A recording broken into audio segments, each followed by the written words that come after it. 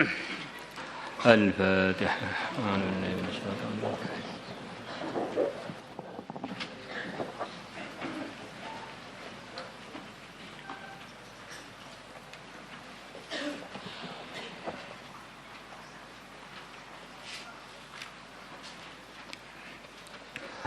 بسم الله الرحمن الرحيم.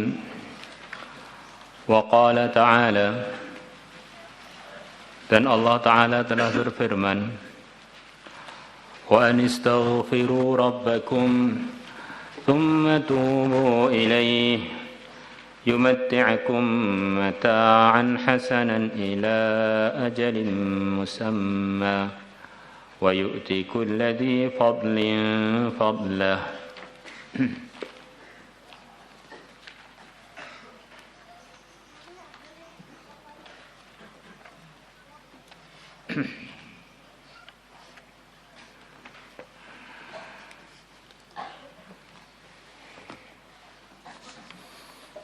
Wa anistaghfiru rabbakum, dan supaya kalian minta maaf rabbakum pada Tuhan kalian. Tsumma tubu, kemudian supaya kalian bertobat ilaihi kepada Allah. Yumatti'akum, maka Allah akan memberikan kenikmatan kepada kalian. Mata'an hasanan, dengan kenikmatan yang baik. Ila ajalin musamma, sampai batas yang telah ditentukan. Wa yu'ti, dan Allah akan memberikan kulladzi fadlin, kepada setiap yang mempunyai keutamaan, mempunyai kelebihan, fadlahu, kelebihan yang dia miliki. Di ayat ini terusannya surat Hud, di antara arahan Quran kepada umat Quran, kepada yang mulia Nabi besar, umatnya yang mulia Nabi besar Muhammad sallallahu alaihi wasallam.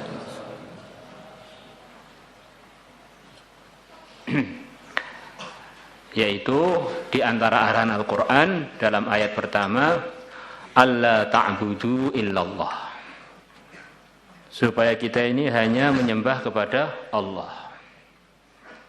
Alif lam ra, kitabun uhkimat ayatuhu thumma fussilat min ladun hakimin khabir, alla ta'budu illallah.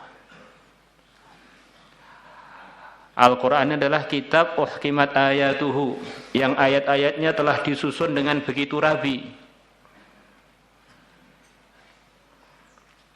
Kalau susunannya ayat Quran ini dirubah, maka akan tampak bagi orang yang paham ini terjadi perubahan pada susunan Al-Quran.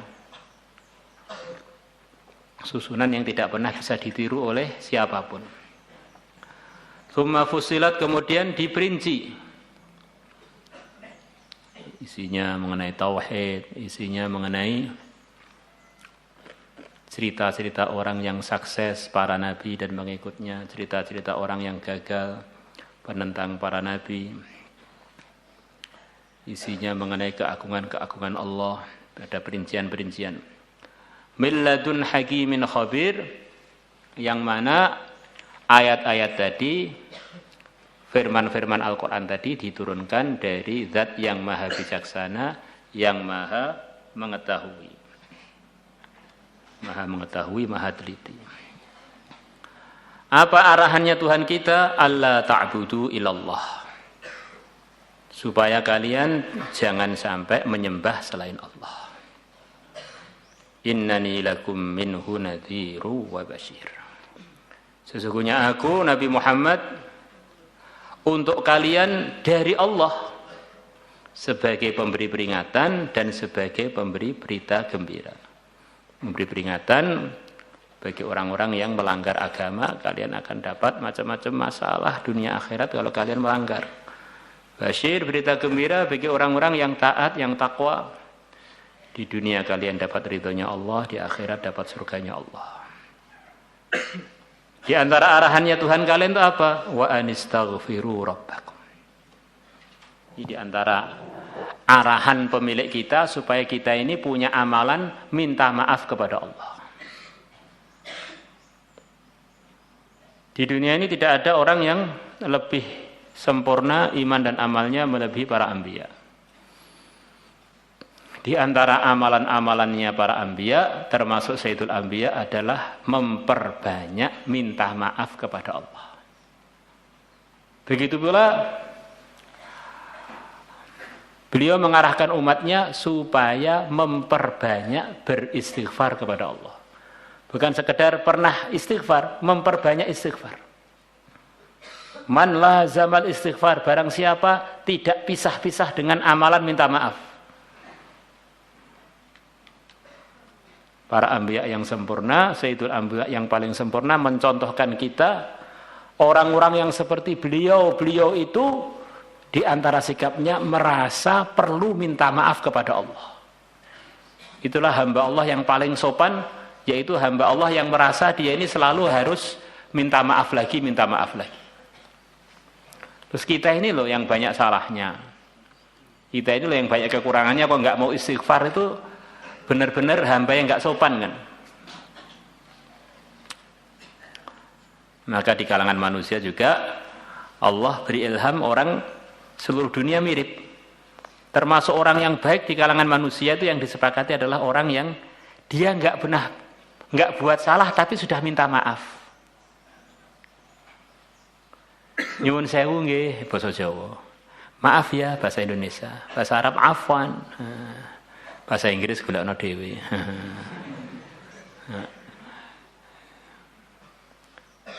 Walaupun dia nggak pernah buat masalah, nggak pernah buat kesalahan, tapi orang yang sopan di kalangan makhluk manusia itu adalah yang suka mengemukakan minta maaf, padahal dia nggak punya salah. Nggak punya salah aja dia siap minta maaf. Nyuwun sewu, sepuntenipun. Maaf ya, kami ganggu, padahal ya gak ganggu. Maka orang yang punya sikap yang perlu kita contoh pada Tuhannya, sikap yang benar diantaranya adalah sikapnya para anbiya, yaitu memperbanyak istighfar.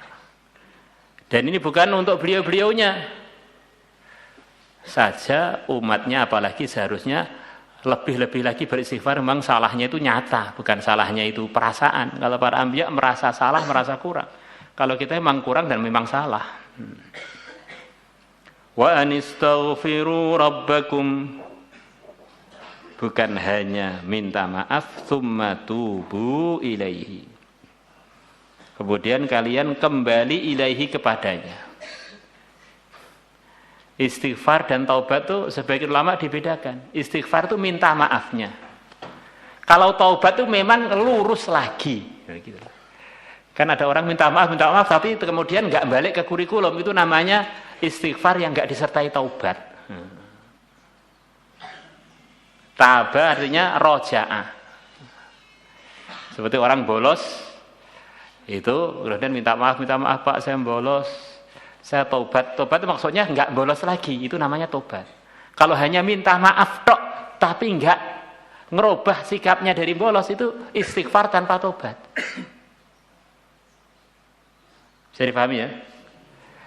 Bila kalau orang berbuat begitu itu istighfar kemudian ikut arahan yang benar, yaitu arahan yang dibawa Nabi, yaitu Islam, yumati'akum mata'an hasana ila ajali musamma, Allah akan janjikan berikan kepada kita kebaikan sampai waktu yang telah ditentukan, sampai amalan kita itu masih kita teruskan. Kalau kita teruskan ya sampai akhirannya amalan itu.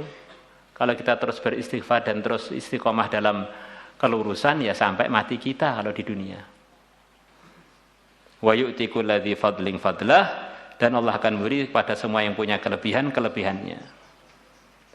Orang yang telah beristighfar dan telah bertaubat itu pun tingkatan-tingkatan di dalam ikutnya agama, ikutnya mempraktekkan ketakwaan. Yang tertinggi maka anugerahnya tertinggi, yang di bawahnya di bawahnya.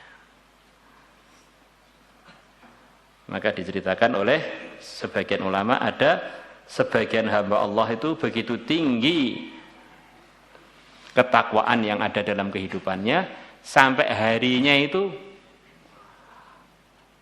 bahkan detik-detiknya itu harganya di sisi Allah melebihi Lailatul Qadar.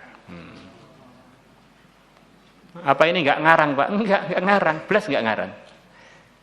Itu sahabat itu dibandingkan sahabat yang barusan jadi sahabat, amalannya sahabat yang awal dengan sahabat yang barusan jadi sahabat, itu tingkatannya, andaikan sahabat yang baru-baru itu infak sebesar gunung Uhud berupa emas, tidak sampai ke pahalanya sahabat yang awal-awal yang infak hanya 1 mud atau bahkan setengah mud. Ini terpaut antara sahabat lama dengan sahabat baru. Bagaimana dengan sahabat dengan tabi'in? Tabi'in dengan tabi'ut tabi'in ada paut begitu. Maka Allah berfirman, wa yu'ti kulladzi fadlin fadlah.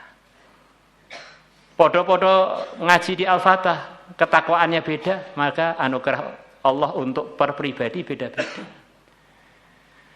Sama-sama putranya Nabi Adam, yang Habil wafat syahid, yang Sis alaihi salam jadi nabi. Sama-sama anak dari orang tua yang sama, ibu yang sama, tetapi diberi anugerah oleh Allah yang berbeda, dan memang potensinya berbeda-beda. Sama-sama tanahnya, tetapi karena kandungannya berbeda, satunya jadi tanah liat, akhirnya jadi kendi, jadi genteng, satunya isinya emas, akhirnya jadi perhiasan yang begitu mahal. Ini sama-sama dari tanahnya sama aja, ya beda. Nah, tanahnya tanah mana?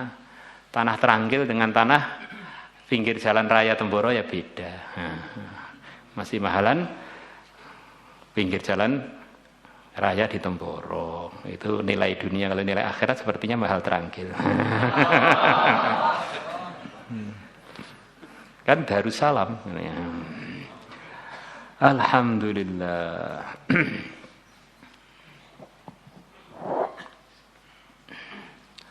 Wa qala ta'ala, dan Allah Ta'ala telah berfirman, wa inni laghaffarul liman taba wa amana wa amila salihan thumma ihtada.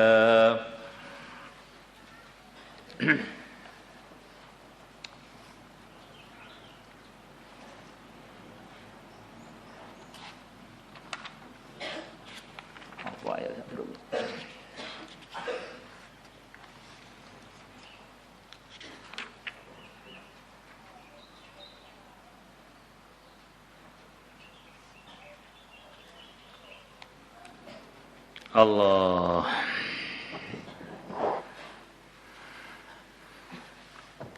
Wa inni, dan sesungguhnya aku la ghaffarun, sungguh zat yang maha mengampuni.